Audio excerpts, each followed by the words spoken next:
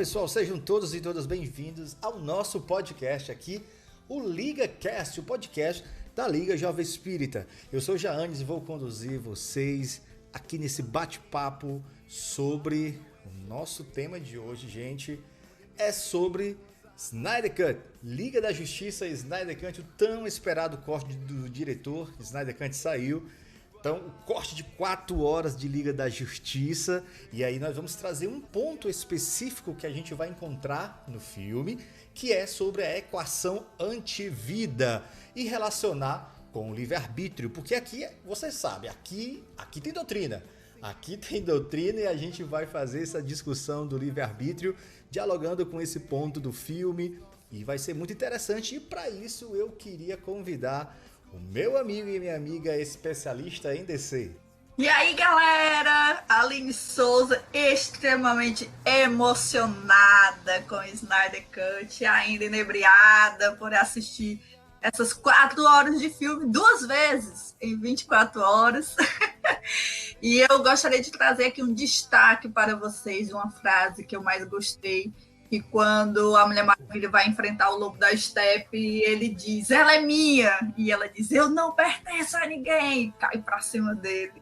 E aí, pessoal, eu sou o Alisson, ainda aqui com os olhos marejados ainda desse grande acontecimento, né? Para nós que somos fãs da DC, principalmente. Eu assisti uma vez mais do que a Aline, então foram aí 12 horas de 12 horas de Snyder Cut que eu fiz.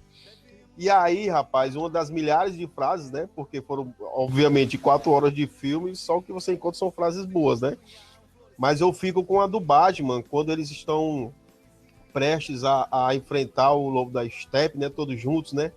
E aí o Batman diz, não importa com quantos demônios lutou, em quantos infernos, ele nunca lutou com a gente, não com todos nós juntos. Meu irmão, essa hora aí é a hora que ele diz assim, quero ver enfrentar a Liga agora, né? E a minha frase é a seguinte, o mundo não se conserta no passado, mas no futuro. Essa frase aí de Barry Allen, né? O tão conhecido Flash, também no filme. E com essas frases, com todo esse clima aqui na introdução, vamos começar agora o nosso bate-papo sobre a equação antivida e o livre-arbítrio.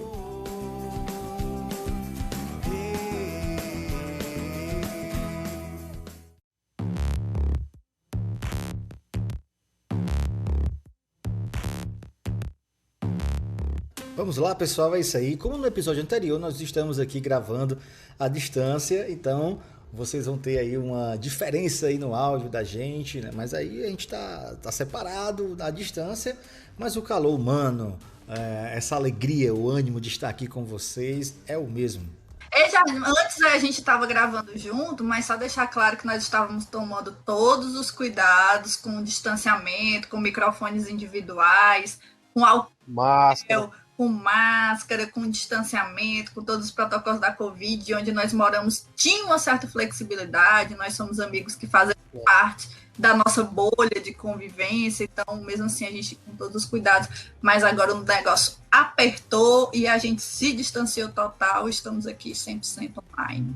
Queria só lembrar as pessoas, né, que a Larissa e o Lucas hoje não estão participando, tiveram um contratempo, mas logo vão estar conosco novamente. Show, Alisson, valeu. Então vamos agora começar a nossa discussão sobre Liga da Justiça, o corte do diretor, o corte do Snyder, né? Então, o diretor do filme, então para a gente poder entender um pouco o contexto, a história desse filme, o que é que ele tem de diferente do filme de 2017, qual é o contexto desse filme de 4 horas do Snyder. Então, para a gente poder, para a galera que está ouvindo a gente entender um pouco o contexto geral do filme, para a gente focar no nosso tema específico. Na verdade, eu quero começar relembrando os nossos 2 últimos episódios aqui no LigaCast. Quem nos acompanha toda semana, episódios todos os domingos, 10 horas da manhã, em todas as plataformas, Spotify, Deezer, YouTube, iTunes, tudo mais. Nos 2 últimos episódios foram citados aqui Snyder Cut.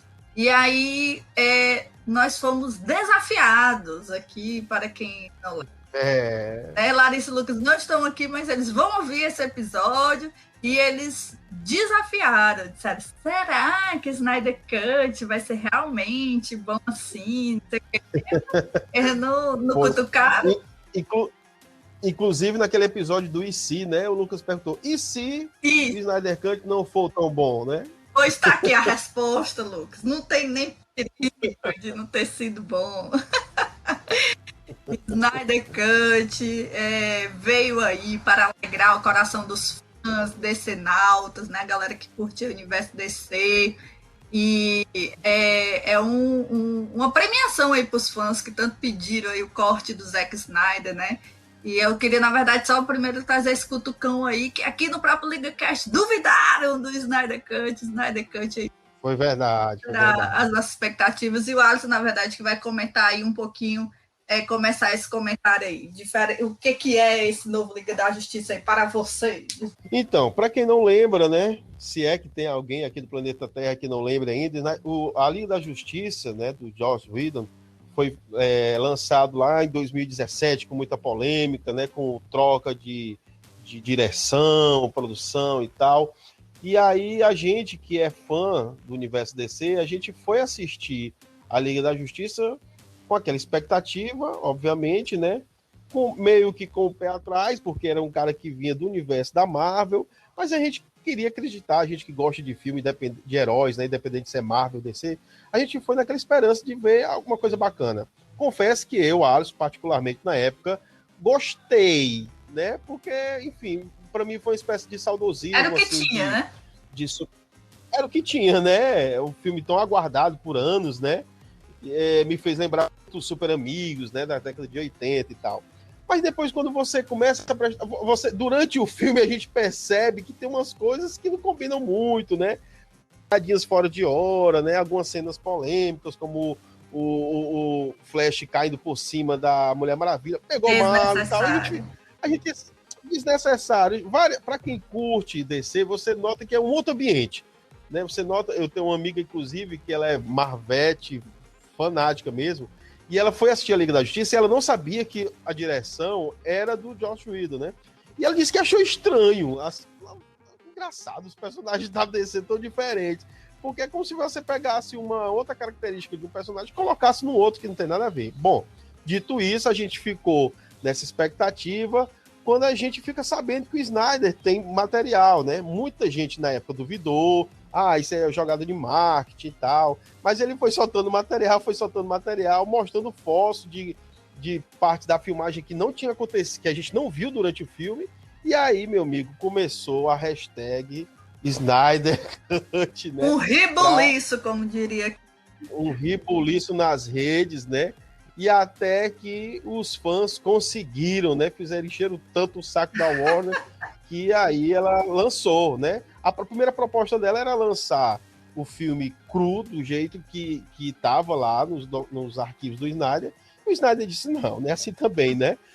Se for para lançar, a gente lança direitinho. E aí a Warner deu uma quantia simbólica de mais 70 milhões, né, de dólares para ele fazer uma besteirinha, né?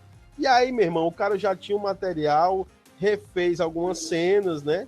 Gravou algumas cenas e aí ficou esse filme do Papoco que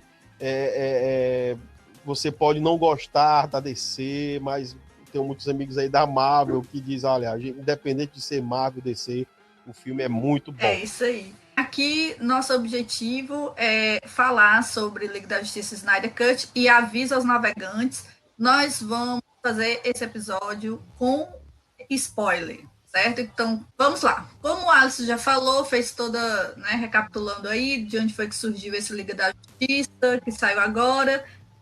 Se você ainda não assistiu e quiser assistir, eu não tenho 4 horas livre, a Aline e o Alisson é que não tem nada para fazer, nem o Jarrante, tudo vez. A parte é dividida em partes, vai por partes, assiste uma parte. São capítulos. Exatamente. Então, 7 capítulos. Isso, 7 capítulos. Então dá para ir um de cada vez que vai dando certo. E aí, o que acontece? A gente quer primeiro falar sobre o filme de uma forma geral, para a gente chegar num ponto específico, que é o que a gente vai conversar aqui, vincular com a doutrina espírita, porque o nosso podcast é para isso, a gente vai papeando, vai conversando, vai dialogando sobre o universo nerd e doutrina espírita.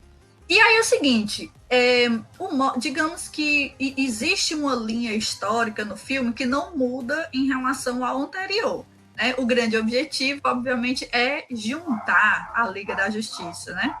Então, para fazer isso, obviamente, o Bruce Wayne, o Batman, é quem encabeça tudo isso, todo esse processo de juntar, reunir, né, esses super-heróis da Liga da Justiça e por um objetivo. Na verdade, quando ele quer fazer isso, não é só porque ele acha todo mundo legalzinho, quer reunir todo mundo aí com a festinha, nada disso.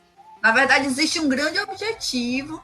Ele sente que, com a morte do Superman, e aí é interessante você ter assistido também Batman vs Superman, porque o filme dialoga bem com Batman vs Superman, que se você não assistiu, a gente já avisou que vai ter spoiler, né? Superman morre em Batman vs Superman, então cuidado aí, para não chorar tarde demais, ele morre mesmo. Aí, no Liga da Justiça já começa com esse momento da morte do Superman, né? Inclusive no episódio passado a gente falou sobre o luto, né? Sobre como todos eles vivem um luto, né? Dentro da história deles, e dentro do Liga da Justiça há toda essa história também do luto, morte do Superman. E como o Adson até falou no episódio passado, o Superman já morreu várias vezes aí nas histórias e quadrinhos, não é nenhuma novidade. Ele é morredor que só o Superman. Mas salvador do planeta, né? Ele sempre volta. E aí, nessa história, eles sentem que com a morte do Superman, há uma ameaça que está se aproximando da Terra. Demoram a entender o que é, depois eles vão juntando as pecinhas ali, e na verdade realmente tem um grande vilão aí no meio da história que aparece justamente por conta da morte do Superman, porque a Terra passa a estar desprotegida, né? Não há kryptonianos nem há lanternas, né? Como aparece até no trailer do Liga da Justiça, é uma fala que tem, e é o Darkseid. Darkseid, na verdade, ele envia o Lobo da Steppe, né? Que é primeiro quem a gente vê no filme, o Lobo da Steppe. Que já é um vilão osso duro de roer, né? É. Ele já chega chegando. As Amazonas, nessa versão do Snyder, elas até chiam, né? Elas até enfrentam de uma forma mais resistente. As Amazonas mas mesmo assim, o cara é muito poderoso, velho. Essa cena é muito massa, porque o Lobo da Steppe ele chega com os parademônios, né? E os parademônios, eles farejam medo. E aí o Lobo da Steppe chama os parademônios assim no meio para as Amazonas e dizem, ó, né? Tá aqui, né? Eles vieram atrás do seu medo. Aí as Amazonas gritam, né? Amazonas, mostrem o seu medo. Nós não temos medo. E aí parte pra cima, eu sou fã, gente. O medo da gente, meu chato. Tá aqui o medo, aí parte pra cima mesmo, aqui não tem medo, não. E aí o que acontece? Vem parademônios, vem Lobo da Steppe. E aí o que é interessante, que é massa, que a gente quer começar a destacar aqui, é que nesse filme é construído um arco mais claro de todos esses personagens dos super-heróis, inclusive do vilão. E esse vilão, ele tem esse arco, ou seja, tem a sua história, ele tem uma motivação para a sua ação. E aí, Jarranes, é interessante a gente perceber, não sei que diabo que acontece, que todo vilão quer dominar tudo, né? O vilão não gosta de livre-arbítrio dos outros, não, né? O vilão quer acabar com isso. Exatamente. Nenhum vilão respeita vontade, né? Vontade nenhuma, né, dos personagens. E em específico, né, nesse filme, a gente vai ter como grande vilão, assim, o vilão que vai atuar de fato no filme, né, nas ações do filme, é o Lobo da Steppe, né? E o Lobo da Steppe, ele acaba chegando no planeta Terra, então ele atrás das caixas maternas, mas além das caixas maternas, certo? Que é o grande mote do filme, ele percebe algo que o Darkseid estava buscando muito, né? O seu grande chefe Darkseid. Então ele fala assim, olha, eu acho que eu encontrei aqui na Terra aquilo que você estava procurando tanto pelo universo, né? Então o Darkseid o Darkseid não, o Lobo da Steppe nesse filme, ele é um vilão que tem uma motivação, ele não é um vilão que chega só do nada, né? Mas ele tem uma motivação diferente do filme de 2017, né? Não sei se eu posso chamar isso de filme, né? Eu decidi cortar definitivamente, assim, em respeito ao Snyder, esse filme para mim de 2017 eu jamais volto a assistir, cara, não tem questão. Porque assim, no filme de 2017, que é o filme Frankenstein, né? Aquela montagem tosca, o Lobo da Steppe é um vilão que ele chega do nada e começa a fazer as coisas, as ações, as brigas do nada, você não entende a motivação do personagem, né? Chega do nada, começa a confusão e diz aí, cara, E aqui nessa visão do Zack Snyder, a gente vê as motivações, a gente vê o vilão, o personagem muito bem desenvolvido, né? Com várias camadas, o grande Darkseid como o mais épico, né? O superior ali ao Lobo da Steppe, então é bem mais construído o personagem, então como a Aline falou, né? Então o Lobo da Steppe ele chega pro Darkseid e fala, olha, encontrei aqui um planeta, né, que está desprotegido, sem kryptonianos, sem lanternas, e encontrei algo que você está procurando demais aí no universo. Então é nesse momento que a gente fica descobrindo o que é esse desejo do Darkseid, né, que ele tem procurado. É quando a gente é apresentado ao conceito da equação antivida, né? Imagina aí, né? Imagine aí, o Lobo da Steppe, ele já vinha com um déficit com o Darkseid, né? Ele já estava devendo aí cerca de 50 mil planetas, mundos, né? Coisa pouco. Pouco. Ele tinha que dominar 50 mil mundos pro Darkseid. Só isso, né? Aí ficava devendo só 50. O Darkseid é uma espécie de agiota do Geek, né? Aí o cara chega, ó. Tem um lugar aqui, meu irmão. Tem um lugar aqui que vai te proporcionar. Sabe aquela parada lá que tu tá procurando faz tempo, meu irmão? Aqui tem. Ora, meu irmão, aí é lógico, né? O Lobo da Steppe querendo se redimir, fez de tudo pra tentar conseguir, né? Quer zerar as contas, né? Ele. É lógico.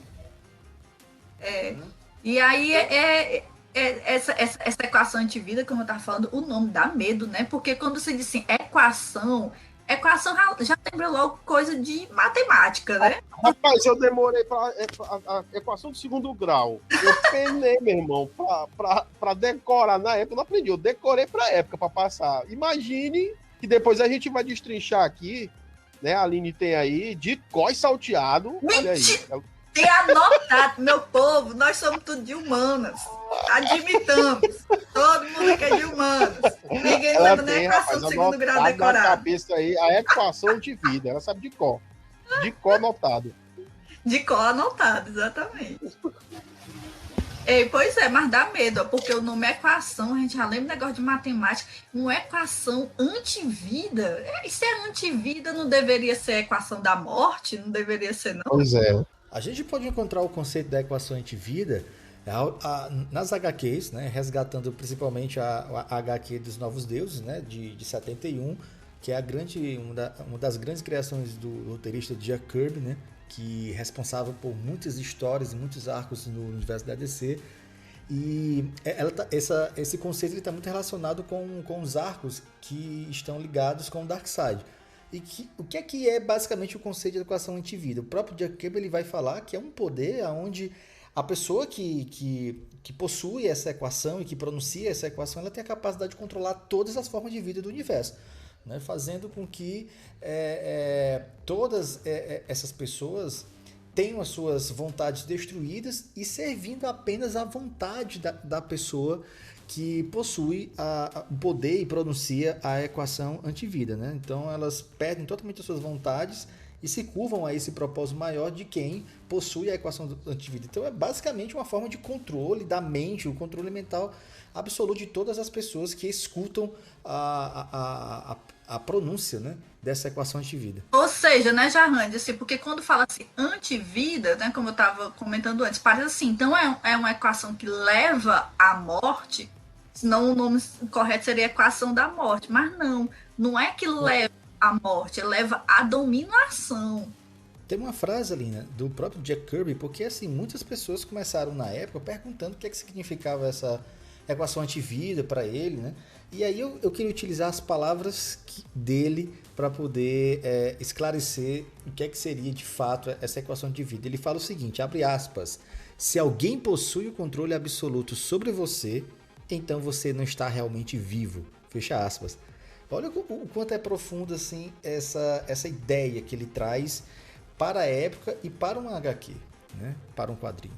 Então, ele vai falar que a arma, ela não mata, vamos dizer assim, biologicamente, né, a pessoa. É uma morte mental, porque ele vai problematizar isso, né? Se você não pensa por si, se você está sendo controlado, vamos dizer assim, as suas ideias, as suas vontades, apesar de biologicamente vivo, você não está vivo, né? Porque uma pessoa viva é uma pessoa que pensa por si, raciocina, ela tem as suas vontades, os seus pensamentos, assume as suas responsabilidades. Então isso significa a vida. E quando você está num estado de controle absoluto, né, por outra pessoa, então você não está vivo. Então é bem interessante, é bem filosófico, bem complexo a ideia, o conceito que ele traz para isso. Então, quantas pessoas elas não estão com vida porque elas acabam seguindo de forma fanática outras pessoas, outras ideias, sem raciocinar, sem pensar por si próprio. Então, é um conceito bem interessante para ele poder, para que ele explica o significado da equação antivida. Como o Alisson disse, eu tenho aqui decorado, anotado,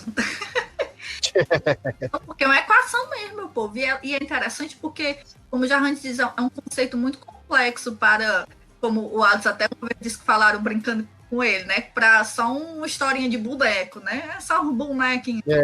Historinha de boneco. É um conceito complexo aqui de moral, de ética, de filosofia. E por isso que isso, né, dialoga perfeitamente aqui com o que a gente estuda e entende de doutrina espírita. E vocês vão entender quando a gente começar a destrinchar mais ainda essa equação. Olha só, deixa eu descrever aqui. Diz assim, a fórmula dessa equação é o seguinte: solidão mais alienação mais medo mais desespero mais autoestima dividido por zombaria, dividido por condenação, dividido por mal entendido, vezes culpa, vergonha, falha e julgamento. E aí tem que N é igual a Y, onde o Y é a esperança e o N é loucura, amor, que é igual a mentiras, vida, morte, ser, e que é igual a dark side. Olha aí, rapaz, coisa bem facinha, né? Bem facinha. Faz as contas aí pra ver o que é que dá isso aqui. Supletivo. Gente, olha, equação antivida tem de tudo aqui, hein? Realmente, para um antivida, tem solidão, alienação, desespero, tem medo. Realmente tudo com antivida mesmo, né? Então é muito interessante, né? Os termos, os sentimentos que fazem parte dessa equação antivida, né? Então a gente vê sentimentos tão carregados, né? De solidão, alienação, mais medo, mais desespero, mais essa autovalorização. Então, se você juntar tudo isso, né? Solidão, alienação, medo, então realmente são sentimentos que nos levam a essa dominação das vontades, né? A gente a ficar à mercê de outra, né? Então, a condenação, o mal entendimento, a culpa, a vergonha, fala. Então, é uma equação que realmente leva a uma diminuição do ser, né? Fazendo com que ele, nesse processo de diminuição, ele só pode ser algo se ele estiver fazendo a vontade de um ser maior. Então, os sentimentos que o Jack Kirby colocou nessa equação, de fato, eles representam esses sentimentos carregados e profundos assim de uma pessoa realmente em dominação. Agora, o destaque que eu quero fazer é que quando ele diz autoestima, claro que a autoestima é uma coisa boa, né? Mas aqui a autoestima está relacionado a superestimar esses sentimentos ruins, né? Na verdade, está mais relacionado a isso, né? Superestimar esse medo, esse desespero, essa solidão. Né? Elevar tudo isso. Né? Exatamente. Está mais relacionado a isso.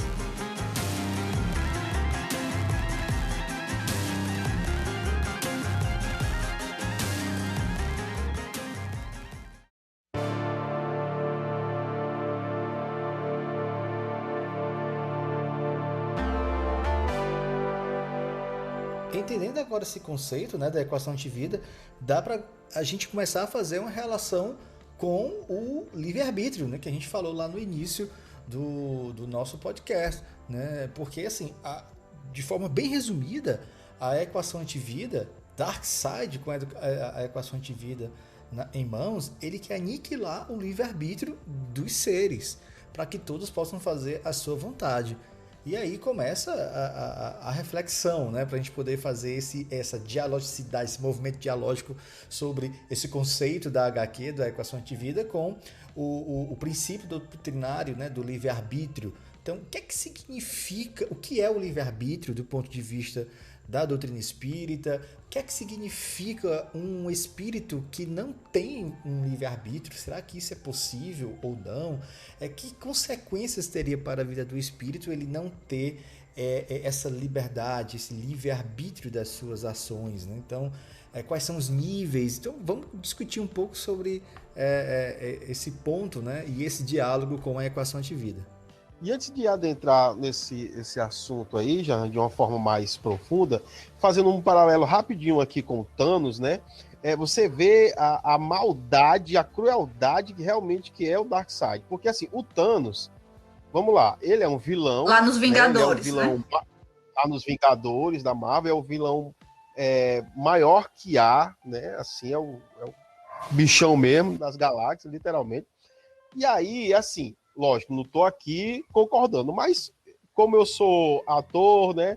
Então eu tento entender um pouco a cabeça da personagem, né? Então, assim, entendendo um pouco a cabeça do Thanos, isso fica muito claro no filme, que ele com a manopla, né, lá do infinito, ele quer ter, na cabeça dele, ele tá ajudando o universo, né? Quando ele faz aquele estalo lá, a ideia dele é só, entre aspas, né, aniquilar metade da população, né, metade das pessoas, com uma forma assim de trazer um certo equilíbrio, né, porque tipo, tem gente demais, bagunçou demais aqui o negócio, tem muita gente, então vamos diminuir aqui na metade para ver se equilibra de novo e a gente recomeça a parada, né? O Darkseid não, o Darkseid é um tirano mesmo, assim.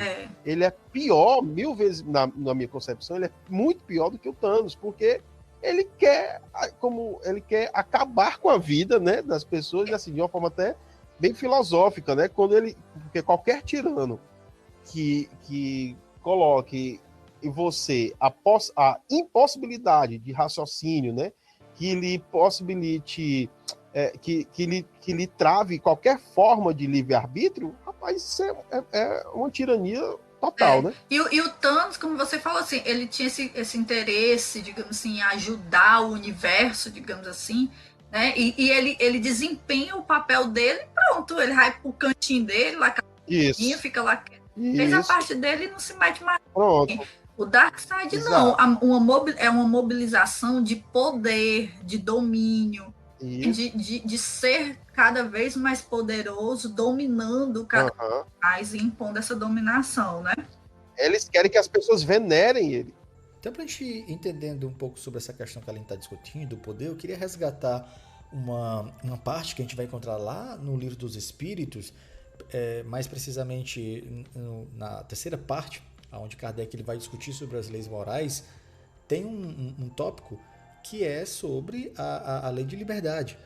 Então é um capítulo bem interessante, onde Kardec ele vai falar sobre a liberdade de consciência, a liberdade de pensar, e a partir da questão 843 ele vai trazer a ideia de livre-arbítrio. Então ele vai perguntar aos espíritos o que é esse livre-arbítrio, né? Se o homem ele tem um livre-arbítrio dos seus atos, né? das suas ações, e os espíritos eles vão ser muito diretos ao dizer que se eles têm liberdade de pensar, eles também têm igualmente, né? Eles têm a liberdade de agir, né? E sem esse livre-arbítrio, o homem seria uma máquina. Olha aí como é interessante. Então, sem esse livre-arbítrio, o homem seria uma coisa, ele seria um objeto. Então, ao pronunciar a equação de vida, Darkseid transforma os seres em coisas. Ou seja, o ser ele vai perder a sua humanidade. Quando você deixa de ter a sua humanidade, você deixa de ser gente, você deixa de ser um ser, né? E aí acaba se coisificando. Então, é um ápice de degradação, de dependência absurda, né? Então, por isso que Jack Campbell utiliza isso como um conceito antivida, né? O sujeito que perde a sua humanidade, a sua capacidade de ser gente, de ser humano, né?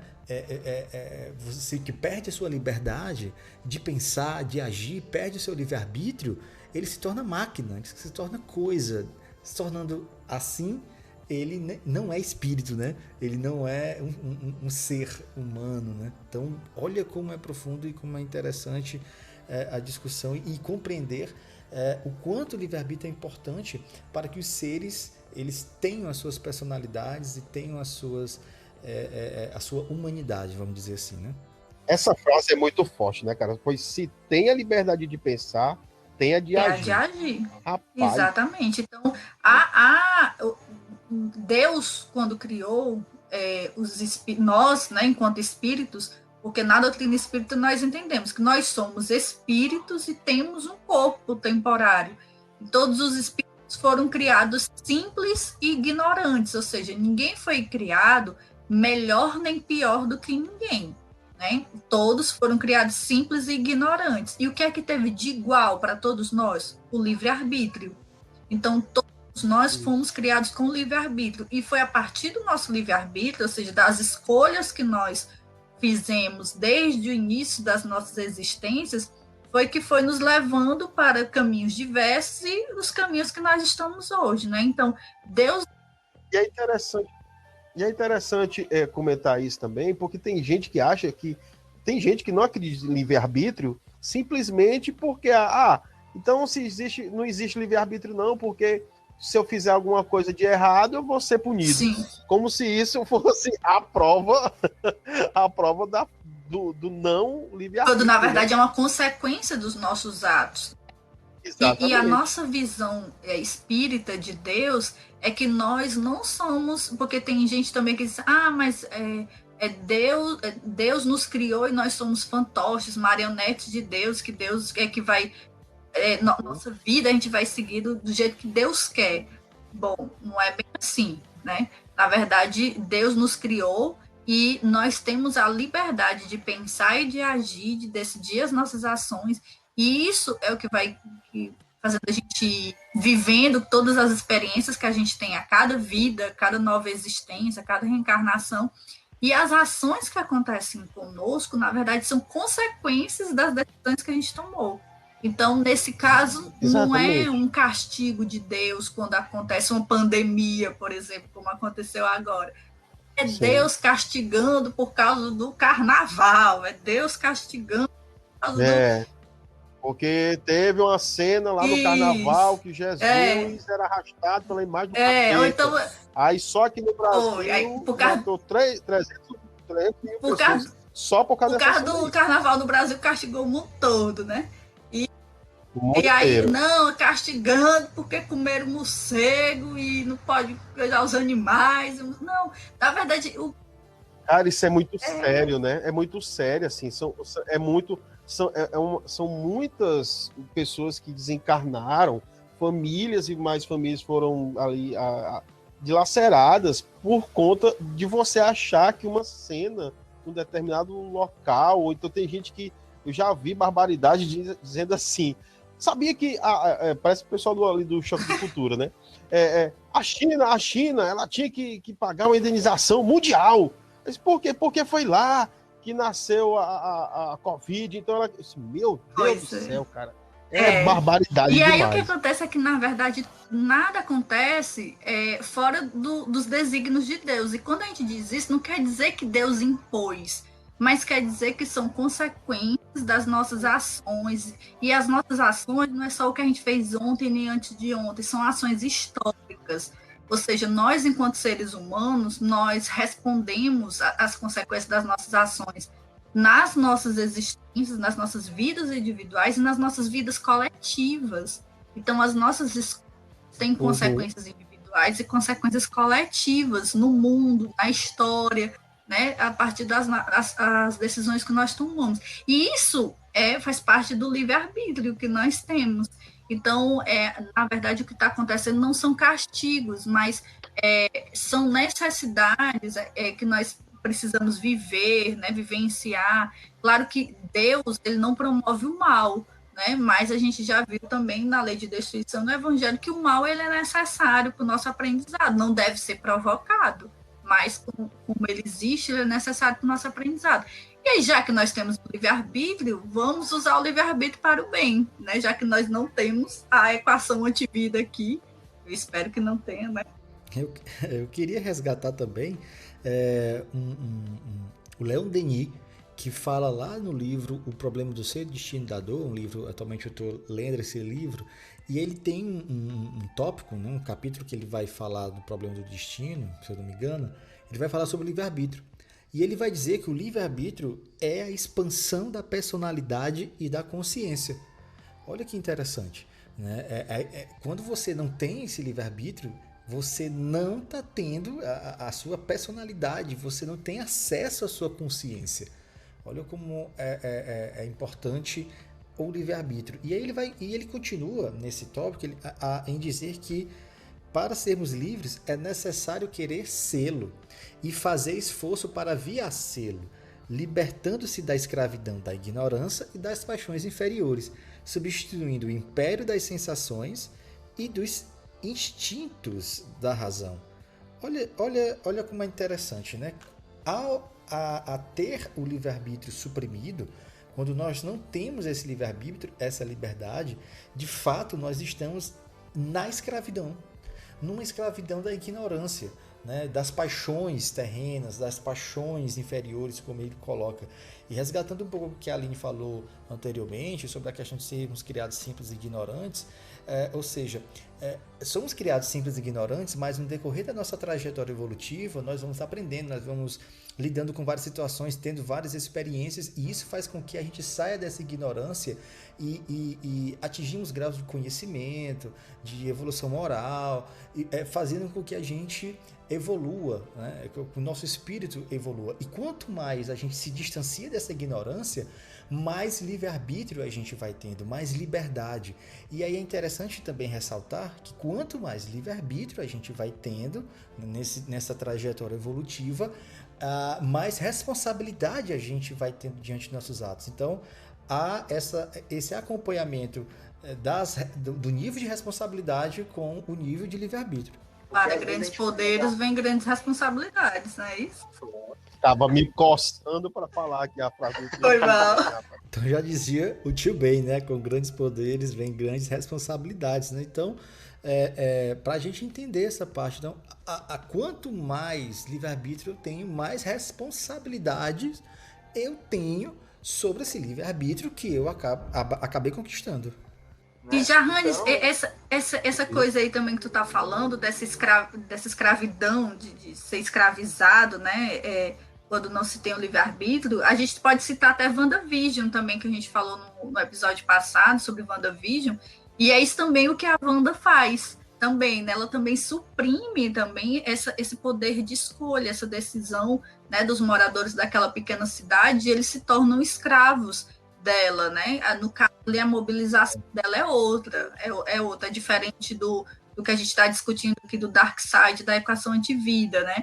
No caso, a mobilização dela é outra, foi o sofrimento dela, o luto da história de vida dela que fez com que ela agisse daquela forma, mas o que ela faz também é suprimir o livre-arbítrio das pessoas daquela cidade, né? E no epílogo lá do Snyder Cut, tem uma cena, cara, que é fantástica, assim, é a representação de como a gente é obsessor, que no caso aí é utilizado, né, na linguagem do Snyder Cut, é a equação antivida, que é na cena em que o Superman segura a Lois Lane carbonizada, né, nos braços ali, um momento de dor suprema ali, é o amor da vida dele e tal. E aí, meu irmão, o Darkseid vem assim, coloca só a mão aqui no ombro dele e ali ele se conecta. É como se naquela hora ele conseguiu, acabou-se o livre-arbítrio, e aí ele vai ser influenciado, digamos assim, pela... E o Alisson falou da coisa do obsessor, E é importante destacar que, assim, no Espiritismo, há muito também esse estudo, essa reflexão sobre a influência dos espíritos nos nossos pensamentos e atos, né, nas nossas ações. E sempre a gente dá muito espaço para essa coisa do obsessor, né? O que é o obsessor? Senão um espírito que tem uma influência, digamos, negativa, né, nas nossas vidas. Porém, é importante destacar que o obsessor, ele não elimina o nosso livre-arbítrio, né? Como no caso que acontece com Darkseid, com WandaVision, por exemplo, né? O obsessor, ele nos intui, ele nos instiga, mas a decisão final é nossa. E quando ele faz isso, quando tem essa influência dos espíritos em nós, de acordo com o nível de afinidade que a gente tem com eles. Então, se a gente tem uma frequência mental ou de sentimento, né, que vai levar esse espírito a se conectar com a gente, pode ser um espírito obsessor, né, que vai nos influenciar, mas a decisão é nossa, mas é por isso que a gente tem que buscar sempre uma frequência de pensamento, de sentimentos positivos, para que a gente possa sempre se conectar com os nossos espíritos protetores, com os nossos anjos da guarda, que nos influenciam, né? Também nos intui. E também depende do nosso livre-arbítrio decidir se a gente vai seguir ou não os conselhos dos bons espíritos. Né? É interessante que vocês encaminharam o assunto para uma outra questão doutrinária também que a gente pode levantar aqui, né, que é esse poder da equação de vida, né, como algo, uma postura obsessiva, né? E a gente pode dialogar, por exemplo, com os graus de obsessão, que a gente vai encontrar essas variedades de obsessão lá no livro, o livro dos médiuns, que Kardec também vai trabalhar sobre a ciência espírita, né? E aí sobre esses graus de obsessão, ele vai apresentar a obsessão simples, a fascinação e a subjugação, né? Ou seja, a obsessão simples, ela acaba sendo quando um espírito inferior, né? Sempre essa obsessão é feita por um espírito inferior, né? Um espírito bom, né? Um espírito evoluído, como a gente chama, né? Ele não tem essa postura, né? Obsessiva. Então a obsessão simples, ela é quando um espírito inferior, malfazejo, ele se impõe sobre uma pessoa, né? Se impõe sobre o médium, mas ainda de uma forma mais simples, né? Na fascinação existem consequências mais graves, né? Na fascinação, essa obsessão produz uma ilusão, né? Vamos dizer assim, direta no pensamento da pessoa, né? Paralisa o raciocínio. Olha como aí vai aumentando já o grau de complexidade. Então, na fascinação, há uma paralisia do raciocínio. A pessoa já não raciocina por si, ela está cega pelas situações, pelas ações diretas, então ela cria, vamos dizer assim, uma ilusão, certo? Ao ponto de não conseguir raciocinar direito sobre essa situação, ela está fascinada por uma outra ideia, né? No caso, pelo espírito obsessor. E aí o último grau, né, de obsessão seria a subjugação, que não só a paralisia do raciocínio, mas também uma paralisia da vontade daquele que sofre, né? Então, de certa forma, ele está sob, como o próprio Kardec fala, sobre o verdadeiro jugo. Então é um nível onde não só tem mais a racionalidade, mas como também não tem vontade. Olha como dá para cruzar muito a temática da equação de vida e com outro tema doutrinário também. A gente vê isso muito, por exemplo, nos parademônios, né? Que são aqueles monstros que fazem parte do exército Darkseid. E depois a gente vê a Diana explicando isso lá na Era dos Heróis, um trecho do filme, que os parademônios nada mais são do que seres que foram escravizados por Darkseid em outros planetas, em outros mundos, e aí eles acabam somando a esse exército do Darkseid e aí invadindo os próximos mundos, né? Então eles acabam não tendo mais a sua vontade própria, esses seres, e acabam tendo essa dominação da sua vontade, da sua racionalidade por Darkseid, fazendo tudo o que ele quer sem conseguir racionalizar, sem conseguir ter a sua vontade, né? Então Então, olha aí como são as coisas. Se a gente quiser aqui, a gente pode passar umas 4 horas, que nem um filme, falando e relacionando essa temática com os diversos temas doutrinários. A gente vai fazer 4 horas de podcast, igual o Snyder Cut fez. Igual o Snyder Cut, exatamente. Tem muito assunto, tem muito assunto.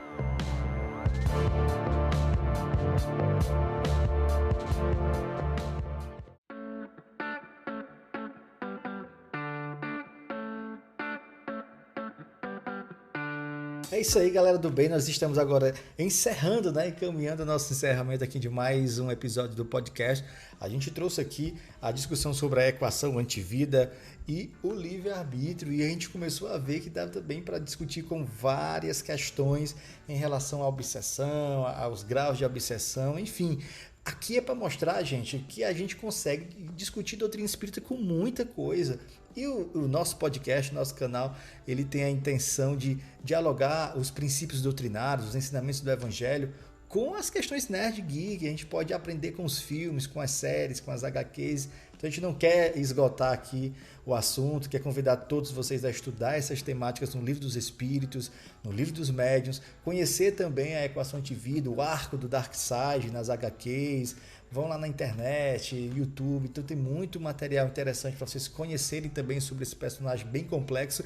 E também podemos trazer posteriormente, para apresentar para vocês a equação da vida, né? Que existe também a equação da vida. O Darkseid, ele encontra a equação antivida, mas antes disso ele tem uma experiência com essa chamada equação da vida, que é uma equação utilizada pela civilização marciana, que é o planeta de origem do Caçador de Marte. Então é bem bacana a gente conhecer também a equação da vida, né, onde eles relacionam ciência, filosofia e conhecimento do mundo, das coisas, e vai trabalhar com vários sentimentos bons, emoções. Cara, gente, é formidável.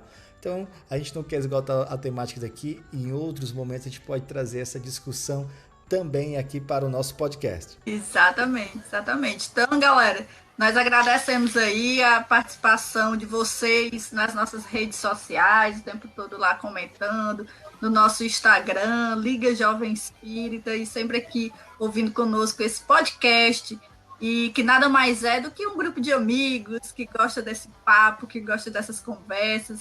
A gente pede aí que vocês divulguem para os amigos de vocês, nas mocidades, nos centros espíritas, nos grupos de estudo. A gente não se propõe a ser um podcast de grupo de estudo. É só um podcast de bate-papo, em que a gente dialoga aqui doutrina espírita com o universo nerd, geek. E a gente tem a nossa cota interreligiosa da Umbanda aqui, que é o Alisson, que também está ligado aqui também nos diálogos com a doutrina espírita. E a gente agradece todo mundo e fiquem aí de olho nas nossas redes sociais, compartilhe esse episódio, divulguem com os colegas, e a gente gosta muito aqui de compartilhar com vocês essas nossas ideias. É isso, pessoal. Eu deixo uma frasezinha aqui do Victor Stone, né, para você que por acaso sinta aí uma equação antivida chegando na sua existência, né? Lembre-se da frase do Victor Stone, nosso ciborgue, onde ele diz: eu não estou quebrado, eu não estou sozinho. E é isso aí. Fiquem com Deus, que Oxalá os abençoe e até a próxima. Valeu, galera. Então, fique com Deus. Abraço em todos e em a todas. E até o próximo episódio do LigaCast, o podcast da Liga Jovem Espírita. Tchau, valeu, gente. pessoal. Valeu.